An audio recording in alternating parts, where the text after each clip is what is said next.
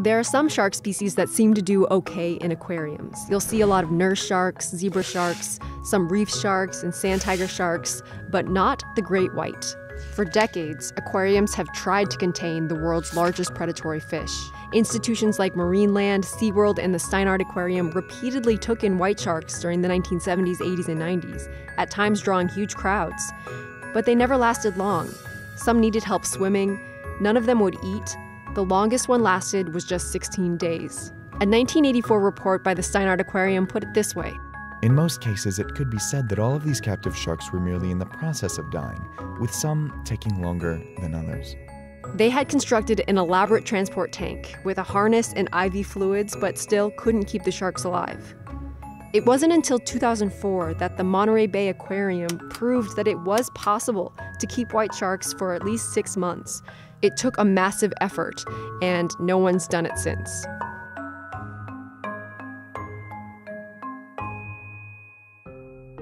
Our approach was one of sort of a systematic, logical sequence of things leading up to our success, and it started with designing the tank. The Monterey Bay Aquarium had a 1 million-gallon egg-shaped tank, 35 feet deep, designed for open ocean animals like tuna and sharks.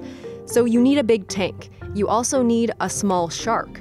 Adult great whites reach 15 feet on average. The Monterey Bay Aquarium nabbed one in 2004 that was 4 feet 4 inches, less than a year old. That made it easier to move and easier to keep. When they're young, they feed on fish, and as they get older, they transition to feeding more on mammals. And so we were targeting the age bracket where we were more able to feed their natural diet. And once they collected the shark, they didn't take it straight to the aquarium. Instead, the Monterey Bay team set up a 4 million-gallon pen right there in the ocean. That way they could monitor the shark and see if it would feed before they moved it into a transport tank to travel from Southern California, where the sharks were born, up to the aquarium. Sharks, like all fish, need to have water continually passing through their gills in order to get oxygen. Most species can open and close their mouths to pump water through, but white sharks and a couple dozen other species don't do that. To breathe, they have to move forward through the water with their mouths open. That's why white sharks start to weaken as soon as they're caught in a net. And that's why they needed a custom-built transport tank for mobile life support. Everything from oxygen sensors and video cameras and lighting and filtration systems that were needed for what turned out to roughly be 9 to 11-hour transport time. Aquarium attendance jumped 30% while the shark was on display. After 6.5 months, they decided to release it because it had killed 2 other sharks. Over the next 6 years, the aquarium displayed 5 more baby white sharks. Some they paid fishermen to hand over, some they caught themselves. Their stays ranged from just 11 days up to 5 months. The Monterey Bay Aquarium had succeeded in doing what no one else could, but it did take a toll on the sharks. They developed visible sores from bumping into the sides of the tank. We actually snuck in with photographers and took pictures, of the sharks as they were beginning to attrit and fail due to constant scraping against the wall, basically. As we viewed it, it was a vase of flowers that would be kept for the visitors. Historically, aquariums kept sharks that lived near the seabed or near reefs. That makes sense. It's easier to recreate those habitats in a tank. But in recent decades, aquariums have wanted to bring in bigger, more pelagic sharks, those that spend time roaming the open ocean. They've even been able to exhibit the largest shark in the world, the whale shark, if they have a big enough tank. But pelagic sharks are used to being able to swim long distances without obstructions, changing directions only as they please. So the faster-moving sharks like the white shark, mako shark, and blue shark, they have trouble with walls when they're put in a tank.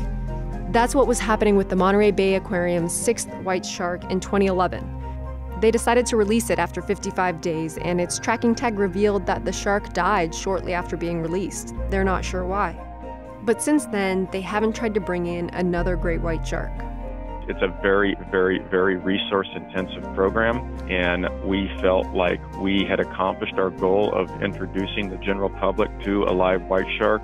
It took a huge, carefully planned system to keep a white shark alive, and even then, the sharks didn't quite fit there.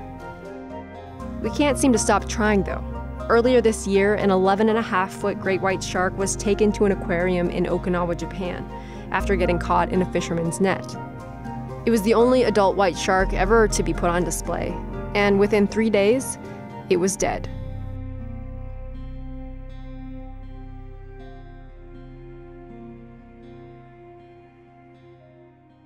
I wanted to show you a great resource online called the Biodiversity Heritage Library. It's the product of a couple dozen museums and libraries all agreeing to scan millions of pages from books related to biodiversity. They've got a bunch of great albums on Flickr, including one that's all about sharks. Some of these go back to the 16th and 17th centuries, back when naturalists used to call sharks sea dogs, which is funny because, as we now know, sharks were roaming the oceans for about 300 million years before the first mammals showed up.